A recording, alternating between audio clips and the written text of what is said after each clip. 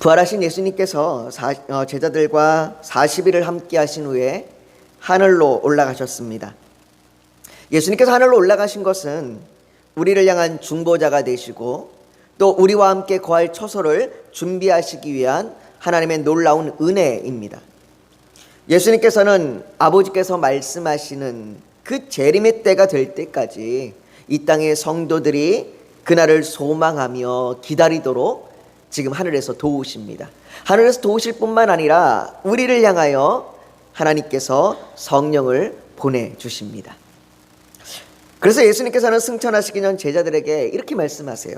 예루살렘을 떠나지 말고 내게서 들은 바 아버지께서 약속하신 것을 기다리라. 요한은 물로 세례를 베풀었으나 너희는 몇 날이 못되어 성령으로 세례를 받으리라. 주님께서는 우리에게 성령으로 세례를 받을 것이니 기다리라고 말씀하십니다.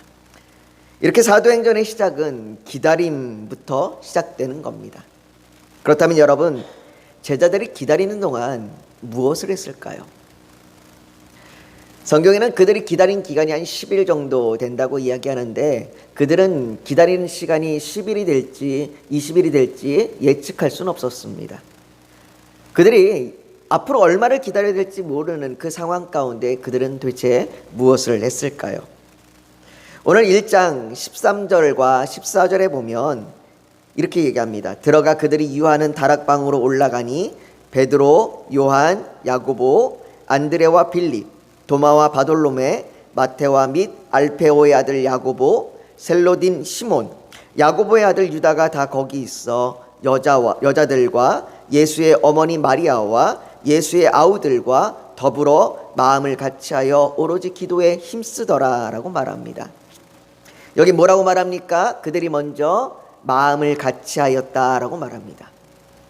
마가의 다락방에 모인 사람들은 예수님과 동행하였던 11명의 제자들뿐 아니라 계속해서 예수님을 따라다녔던 여러 사람이 모였습니다. 오늘 본문 15절은 그 모인 수가 약 120명이나 되더라라고 말합니다. 그러니까 120명이 좀 더 될 수도 있고 좀 덜 될 수도 있겠죠. 그 수의 무리 사람들이 모였습니다. 예수님을 따랐던 사람들은 12명의 사도들 외에도 수많은 사람들이 있었기 때문에 그 사람들이 다 모였습니다. 이 중에는 예수님의 사역 초기에 회의적이었던, 예수님이 정말로 메시아가 맞느냐 믿을 수가 없다라고 이야기했던 예수님의 형제들도 있었습니다. 예수님의 형제들은 정말로 형제들임에도 불구하고 한 가족임에도 불구하고 예수님이 메시아라고 하는 것에 대해서 회의적이었습니다. 그들은 예수님께서 메시아라는 사실을 믿지 않았습니다. 그들은 전에 불신자들이었습니다. 그러나 그들이 예수님의 부활하심을 목격한 이후에 회심하게 된 것 같습니다. 그 형제 중에는 후에 이 야고보서를 기록하고 예루살렘 교회의 중심이 되었던 야고보도 있습니다. 이들이 마음을 같이하여 하나의 공동체를 이루었습니다. 서로를 격려하고 지지하고 도와주며 응원합니다. 마음을 같이하였다는 것은 똑같은 마음이 되었다는 것이 아니라 함께 공동체를 이루어서 서로를 위로하고 지지하는 겁니다. 여러분, 이것이 교회 공동체의 모습입니다. 교회는 다양한 사람들이 모여 마음을 같이 하는 곳입니다. 이제 막 신앙생활을 시작한 사람도 있고 신앙생활을 오래 한 사람도 있습니다. 어떤 분은 심리적으로 힘든 분들도 계시고 육체적으로 힘든 분도 계십니다. 제가 이번 주에 저희 노예 목사님들 몇 분을 만나서 이야기를 나누는데 그 목사님들도 이제 모임 목사님들이 다 이렇게 저희 교회처럼 이제 막 개척하거나 아니면 성도들이 얼마 안 되는 그런 교회들이에요. 그런데 한 목사님께서 그런 이야기를 하시더라고요. 자기 교회에 나온 성도 한 분이 계시는데 알코올 중독자라고. 술을 끊지 못하고 계속적으로 중독이 되어 있는 상태입니다. 그럼에도 불구하고 교회에 나와 함께 예배를 드리고 신앙생활합니다. 여러분들, 교회는 깨끗한 사람들이 모이는 곳이 아니에요. 교회는 정말로 엘리트들만 모이는 곳도 아닙니다. 교회는 다양한 계층, 다양한 모습을 가지고 있는 정말로 죄를 가지고 있는 죄된 사람들이 모여 있는 곳입니다. 그렇기 때문에 그 사람들이 서로를 격려하고 위로하고 칭찬하고 함께 끌어주고 도와주며 한 마음으로 나아가는 것이 교회입니다. 그들이 마음을 같이 해서 그렇게 한 마음이 되어서 오늘 성경에 오로지 기도에 힘쓰니라 라고 그 방향을 제시해주며 나아가고 있습니다. 여러분들, 마음을 같이 하는 공동체는 교회가 아닌 다른 공동체들도 있을 수 있습니다. 동호회들도 한 마음이 되어 같은 마음이 될 수 있습니다. 그러나 교회의 차이점은 그들이 한 마음이 되어 그들이 기도하고 있다는 거예요. 하나님을 예배하고 있다는 겁니다. 예수님께서 약속하신 성령을 기다리며 소망과 인내를 가지고 기도했습니다. 서로를 도우며 기도했습니다. 교회가 나아가야 할 방향을 위해서 기도했습니다. 그 일을 위해 오늘 본문에서는 사람을 세우는 일을 우리에게 보여줍니다. 그들이 한 마음으로 모여서 기도할 때에 교회에 사람을 세웁니다. 여러분, 교회에 사람을 세우는 일이 얼마나 중요한지 모릅니다. 하나님께서는 사람을 통해서 일하시기 때문이에요. 능력 있는 사람을 세워야 한다고 말하는 것이 아닙니다. 교회는 능력 있는 사람이 세워지는 곳이 아닙니다. 능력을 활용할 수는 있으나, 달란트, 재능을 활용할 수는 있으나 그 능력으로 하나님께서 일하시지는 않으십니다. 모세를 보십시오. 그가 젊은 시절 힘과 능력이 있을 때에 하나님께서는 그를 사용하지 않으셨습니다. 하나님께서는 그가 애굽에서 도망쳐서 미디안 광야에서 40년을 지내며 이제는 젊을 때의 힘과 능력, 자신감을 다 잃어버린 80세의 노인의 때에 그를 부르셨습니다. 내가 나이가 들었다고 할 수 없는 것이 아닙니다. 하나님께서는 나이가 들었든 능력이 있든 없든 전혀 상관없습니다. 하나님께서 사용하시는 사람은 겸손한 사람을 사용하십니다. 잠언 3장 34절은 말합니다. 진실로 그는 거만한 자를 비웃으시며 겸손한 자에게 은혜를 베푸시나니.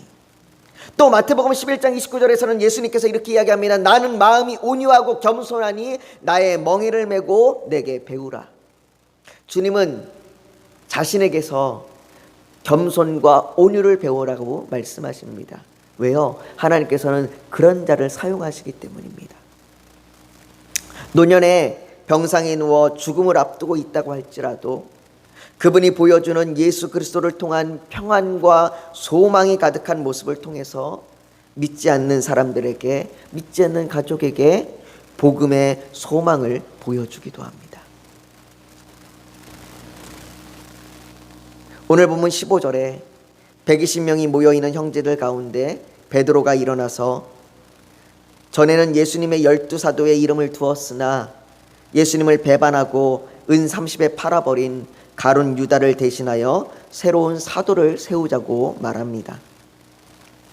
가룟 유다는 예수님을 배반했습니다. 즉흥적으로 상황에 어쩔 수 없어서 그렇게 한 것이 아닙니다. 예수님께서는 너희 중 하나가 나를 팔리라 라고 이미 일어날 일에 대하여 말씀하셨습니다. 그는 자신의 마음속에 있는 악한 마음대로 그대로 행하였습니다. 계획적으로 철저하게 미리 준비되어 예수님을 그렇게 배반하여 팔아버렸습니다. 자신의 마음을 돌이키려고 하지 않고 자신의 계획대로 예수님을 팔아버렸습니다. 18절은 이 사람이 불의의 삭스로 밭을 사고 후에 몸이 곤두박질하여 배가 터져 창자가 다 흘러 나온지라고 그의 죽음에 대하여 말합니다. 가룟 유다는 예수님을 배반하고 팔아버리고 다시는 돌이킬 수 없도록 목숨이 끊어져 버렸습니다. 베드로는 이 가룟 유다를 대신할 사도를 세워야 한다고 말합니다. 베드로의 개인적인 생각이 아닙니다. 베드로가 우리가 한 사람이 비어있으니까 그 빈자리를 채우자라고 하는 그런 즉흥적인 개인의 소견이 아닙니다.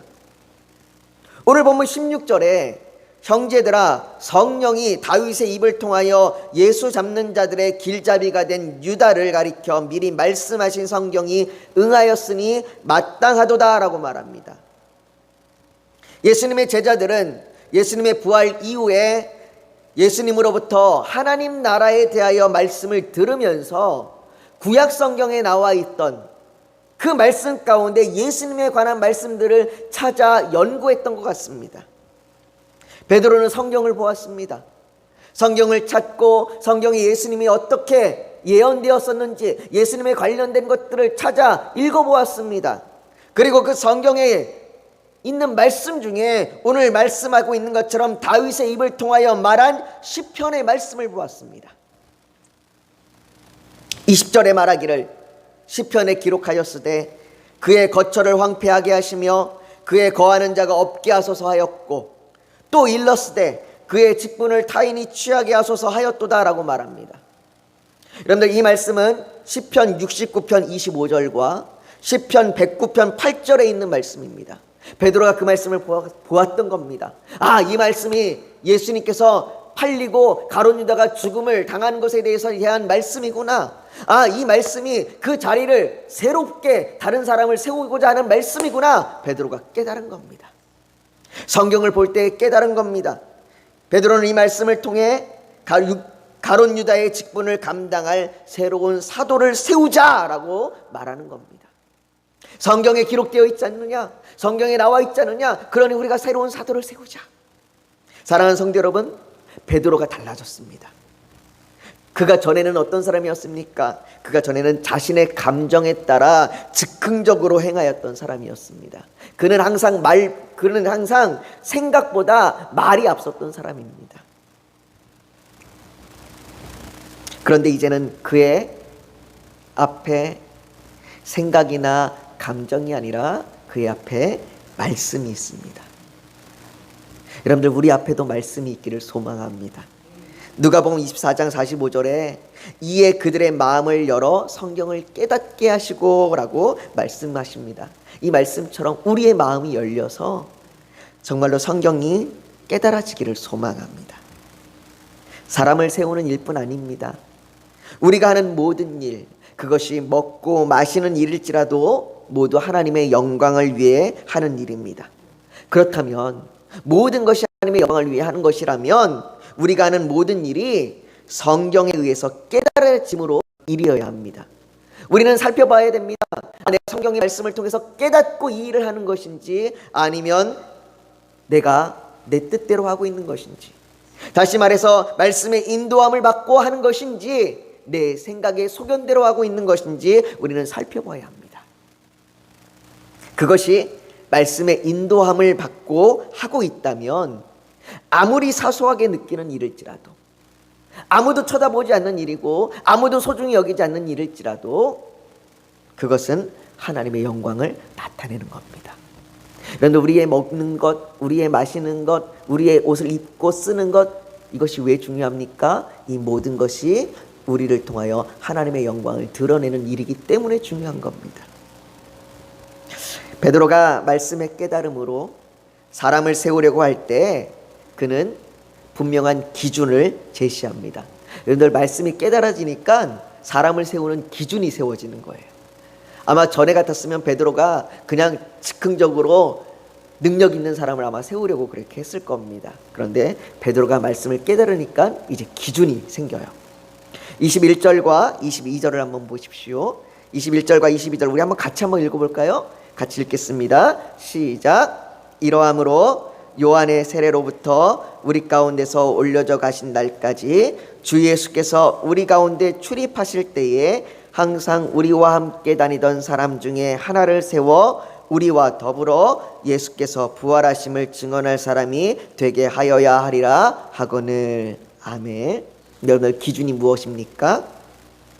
처음부터 끝까지 우리와 함께 하였던 사람, 다시 말해서 예수님과 제자들과 함께 하였던 사람, 바로 예수 그리스도에 대한 목격자입니다. 예수님께서 가르치시고 병든 자를 고치시고 귀신을 쫓아내시고 죽은 자를 살리시고 세리와 죄인과 친구가 되시고 십자가에서 죽으시고 부활하시고 승천하신 예수님께서 이 땅에서 행하신 모든 일을 본 목격자입니다. 그들과 함께 했고 예수님을 따랐던 사람들입니다. 예수님께서 말씀하신 누구든지 나를 따라오려거든 자기를 부인하고 자기 십자가를 지고 나를 따를 것이니라 라고 말씀을 듣고 그 말씀에 아멘으로 따랐던 사람들입니다. 너희 중에 큰 자는 너희를 섬기는 자가 되어야 하리는 말씀에 따라서 섬겼던 사람입니다.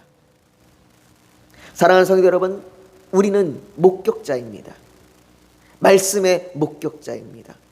글로 기록된 말씀이, 우리가 이 책으로 기록된, 이 성경의 활자로 기록된 이 말씀이 살아서 내 삶에 경험되어지는 것을 목격하는 사람들입니다. 그래서 성도는 목격자예요. 나를 통해서, 또 때로는 다른 사람들을 통해서 우리는 말씀이 살아있음을 목격하는 목격자입니다. 도로를 지나다니다 보면 목격자를 찾습니다라는 그렇게 쓰여있는 현수막을 본 적이 있습니다. 발생된 일을 말해줄 사람이 필요하다는 겁니다. 그 사람이 나타나면, 그 사람이 등장하면 이 일이 어떻게 된 건지 확실히 얘기해줄 그 목격자를 찾습니다 라고 써있는 현수막을 본 적이 있습니다.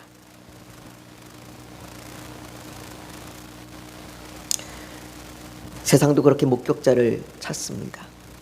교회를 향하여 정말로 누가 목격자이냐, 정말로 너희가 본 것이 뭐냐라고 그렇게 교회를 향하여 목격자를 찾는다고 현수막을 걸어놓고 있습니다. 사도행전 4장 20절에 공회에 잡혀간 베드로와 요한은 그 공회를 향하여 이렇게 얘기합니다. 우리는 보고 들은 것을 말하지 아니할 수 없다. 우리는 무엇을 보았고 우리는 무엇을 들었습니까? 우리는 무엇을 본 목격자들입니까? 마가의 다락방에 모인 120명의 사람은 자기 중에 이렇게 처음부터 목격자가 되어서 부활의 증인이 될 새로운 사도의 후보자, 이 후보자로 요셉과 마띠아를 추천했습니다. 저는 이 두 사람 다 사도로서의 직무를 잘 감당할 수 있는 사람들이었을 거라고 생각합니다. 두 사람 중에 어떤 한 사람이 뛰어나거나 어떤 한 사람이 대단한 것이 아니라 두 사람 다 이 사도의 직무를 감당하기에 충분했을 겁니다. 그리고 누가 되어도 서로를 향하여 시기와 질투를 하지 않고 누가 되어도 서로가 서로를 섬기며 도왔을 겁니다. 그리고 누가 되어도 그 사도를 따랐을 겁니다. 인정했을 겁니다. 지금 막 이렇게 선거철에 막 후보자들이 등장해서 후보자들이 서로를 비방하고 조롱하는 그런 모습이 아니라 서로가 서로를 향하여 정말로 사도가 될 뿐이라고, 사도가 되기에 충분하다고 그렇게 이야기했을 겁니다.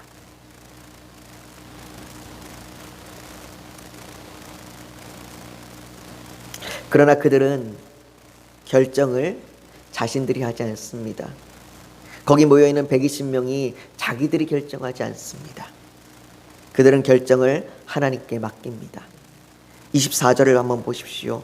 24절에 그들이 기도하여 이르되 뭇사람의 마음을 아시는 주여 이 두 사람 중에 누가 주님께 택하신 바 되어라고 그들은 기도하였습니다. 사람의 마음을 아시는 주님께서 택하여 달라고 기도했습니다. 여러분, 주님께 맡긴다는 건 내 결정과 권리를 포기하는 겁니다. 요셉이 맞느냐 마띠아가 맞느냐의 문제가 아닙니다. 우리는 아마 이런 결정이 되게 되면 둘 중에 누가 맞습니까? 누가 하나님 보기에 좋은 사람입니까? 아마 우리는 이렇게 기도할지 모르겠습니다. 그런데 그들이 기도한 건 이런 기도가 아니에요. 하나님, 둘 중에 누가 더 하나님 보기에 좋습니까? 라고 기도하는 게 아니에요. 그들은 주님께서 인도하시는 과정과 결과가 가장 선하다는 것을 인정하며 따라가는 겁니다. 하나님, 둘 중에 누가 되어도 그것이 가장 선한 것입니다. 하나님, 누가 되어도 우리는 상관없습니다. 우리는 누가 되어도 그 길을 따라갈 겁니다. 여러분들, 우리가 기도한다는 건 이렇게 우리의 권리를 포기하는 겁니다. 여러분, 기도는 나의 기도대로 하나님의 생각을 바꾸는 것이 아닙니다. 기도는 하나님의 뜻대로 나의 마음과 생각을, 또 내 의지를 바꾸는 겁니다. 교회에서 성도들에게 봉사의 직무를 맡기면 가장 많이 돌아오는 말이 목사님 기도해 보겠습니다 입니다. 뭐 정말 기도해 보시고 결정하는 분들도 계시지만 많은 분들이 목사님 기도해 보겠습니다라고 하는 이 말은 완곡한 거절의 표현으로 많이들 사용하십니다. 그러나 여러분, 우리는 앞으로 목사님 제가 기도해 보겠습니다라고 이야기할 때 이 말이 목사님 내 결정과 내 권리를 포기하겠습니다. 어떤 결정과 어떤 뜻이 돼도 내가 그것이 하나님의 선하심을 믿고 내가 따라가겠습니다. 이런 자신을 향한 고백이 되길 원합니다. 저한테 그렇게 말씀하라는 것이 아니라 여러분들 스스로 내가 기도하겠습니다라고 얘기하는 것이 내가 그렇게 하겠다. 내가 어떤 결정과 어떤 뜻대로 가든지 하나님의 인도함대로 내가 믿고 그것이 선하심을 믿고 나아가겠다라고 그런 자신을 향한 고백이 되길 원합니다. 이제 오늘 본문 26절은 우리에게 결론을 말해줍니다. 오늘 본문 26절에 보면 이렇게 이야기합니다. 제비 뽑아 마띠아를 얻으니 그가 11사도의 수에 들어가니라. 가룟 유다를 대신하여 부활의 증인으로 봉사와 사도의 직무를 대신할 마띠아가 하나님의 뜻대로 뽑혔습니다. 아마 많은 분들이 축하했을 겁니다. 많은 분들이 격려하고 위로했을 겁니다. 요셉도 그 마띠아를 향하여 손을 내밀어 악수하며 그를 안아주고 내가 너에게 힘이 되어줄게, 내가 너에게 지지게 되어줄게, 그 봉사의 직무를 잘 감당하자라고 이야기했을 겁니다. 그런데 여러분, 마띠아라는 이름 여러분들 많이 들어보셨습니까? 아마 오늘 처음 듣는 분도 계실 겁니다. 성경에는 사도 마띠아가 등장하는 것은 오직 이 부분뿐입니다. 여러분들, 사도입니다. 우리가 흔히 얘기하는 12제자, 우리는 12제자 중에 가룟 유다는 아는데 새롭게 뽑힌 마띠아는 잘 모릅니다. 마띠아라는 사람의 이름을 잘 들어본 적도 없습니다.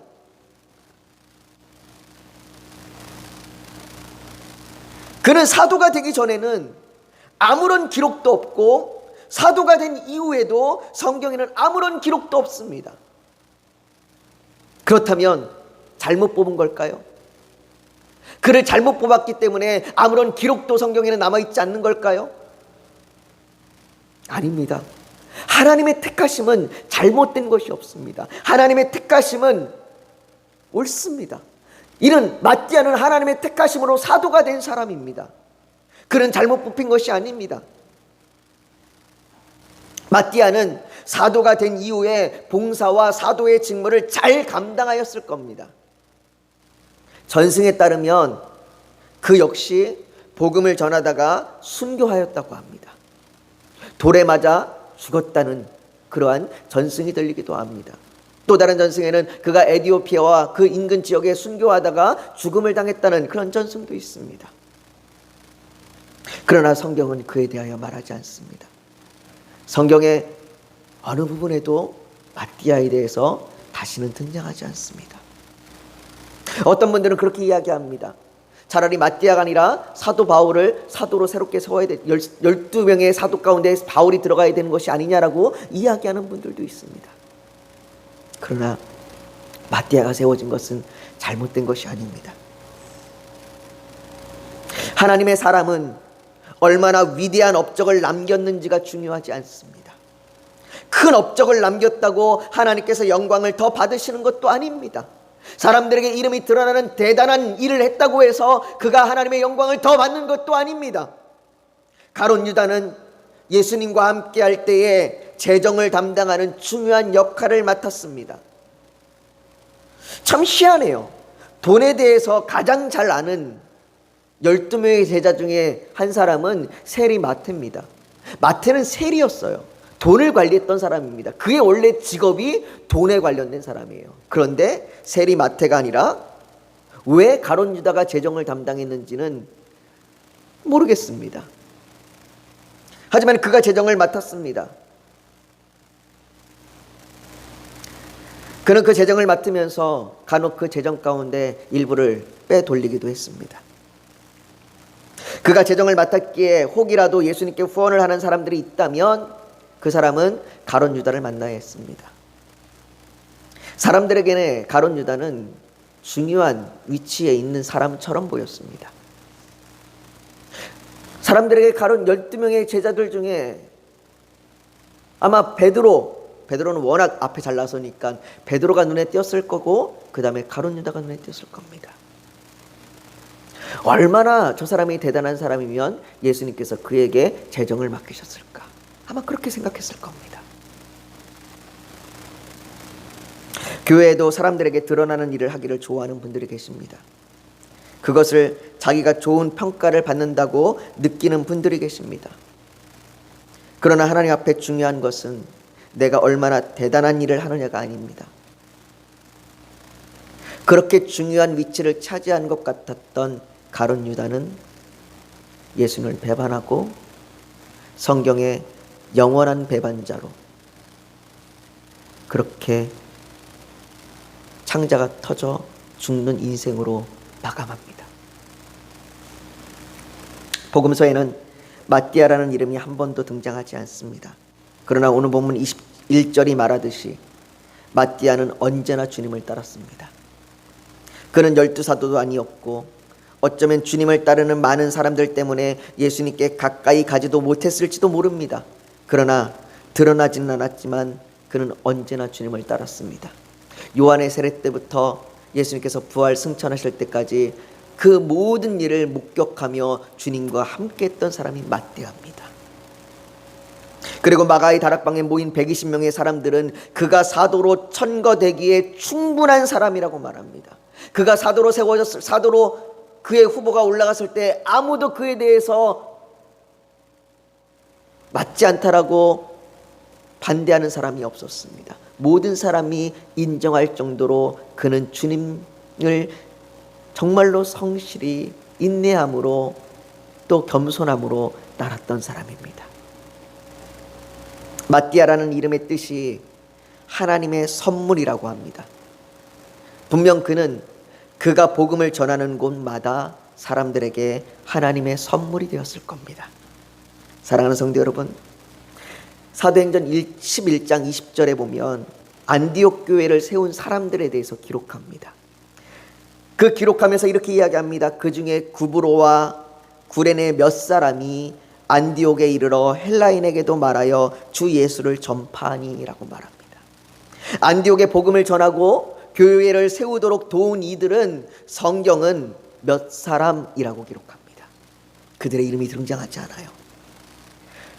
복음을 전하고 교회를 세우고 교회가 세워지는데 협력했고 함께했던 그 사람의 이름이 몇 사람, 무명으로 등장합니다. 이처럼 세상에 드러나지 않는 수많은 무명의 그리스도인이 있습니다. 예수님께서 배운 겸손과 온유함으로 복음을 전하며 세상을 섬기는 그리스도인 말이죠. 우리 역시 이 작은 교회에서 우리가 하는 일을 아무도 칭찬하지도 인정하지도 않을지 모릅니다.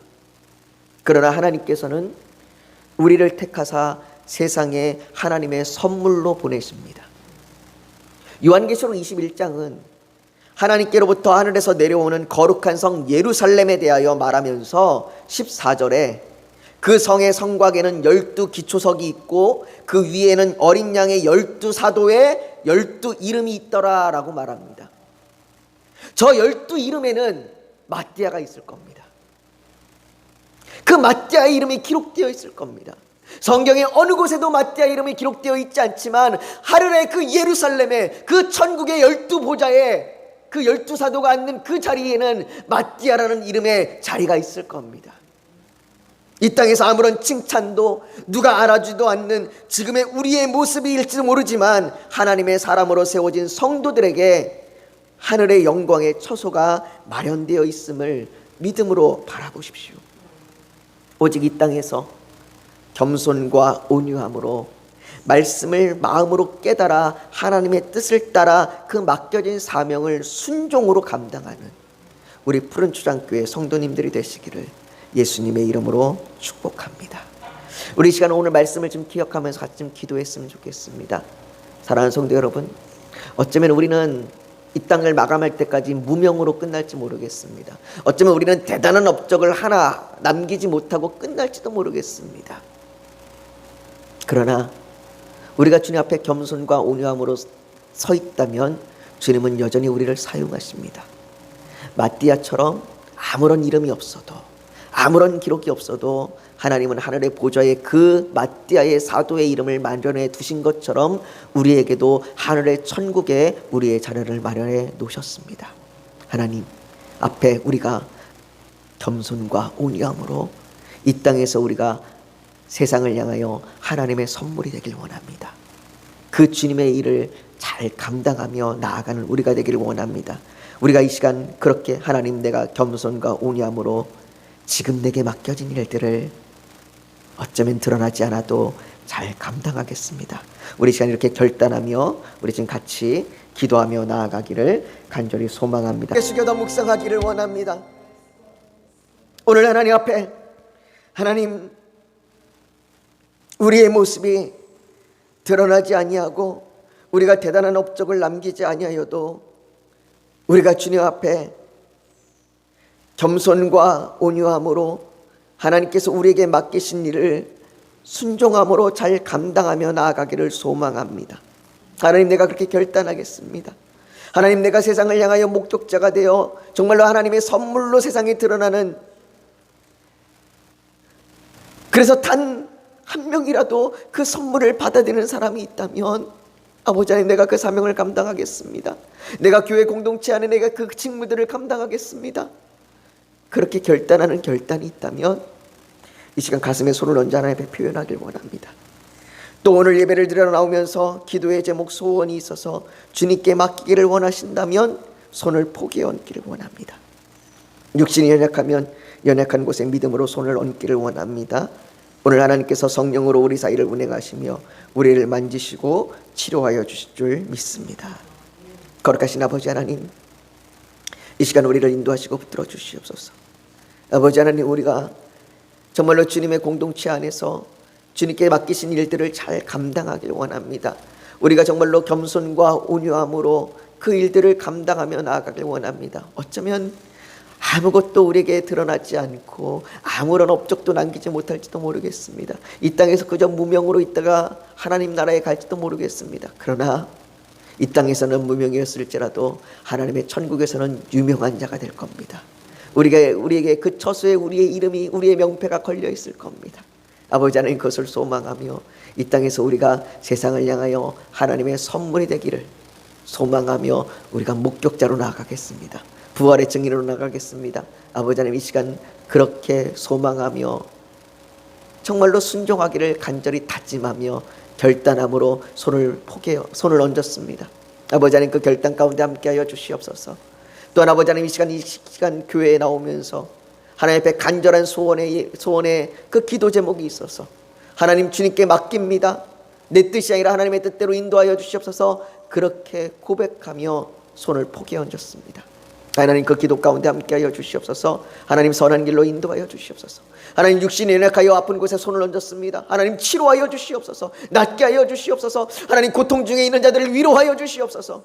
아버지 하나님, 주께서 회복시켜 주시옵소서. 아버지 하나님, 우리가 기도할 때 날 줄 믿습니다. 회복될 줄 믿습니다. 아버지 하나님, 이 시간 이런 고백으로 기도하오니 아버지 하나님, 이 고백 가운데 함께하여 주시옵소서. 아버지 하나님, 주께서 성령으로 우리를 만지시고 우리의 마음을 다스리시고 우리를 인도하실 줄 믿으며 이 시간 하나님 앞에 우리의 모든 결단과 고백을 올려드리며 예수님의 이름으로 기도하옵나이다. 아멘.